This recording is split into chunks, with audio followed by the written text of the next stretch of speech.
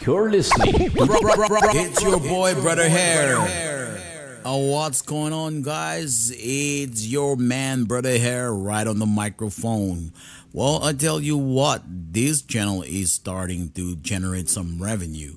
So I thought, why not put it to good use? I am challenging myself to tackle a mission that benefits the community and show some love to our beautiful island. Today, I'm going to start blasting away at some under-maintained public property, starting with this bridge in Tofol. Now, Kosrae is no stranger to rain. We receive an average rain of at least about 200 inches. Yes, 200 plus inches of rain every year. And in the mountainous interior, it can go up to a whopping 300 inches. Unbelievable, right? That's like in Hawaii, Hilo is where I can compare the most. Well, all the rain comes with a townfall. The townside structure like this bridge suffers. The paint fades, algae takes over, and honestly, it just doesn't look good for our community. It's kind of like an eyesore. So today, we're going to give this bridge a makeover. I'll be power washing, cleaning, and prepping it for a fresh new look. Just in time for the new year. Stick around so you can see the transformation and maybe get inspired to take on your own community project.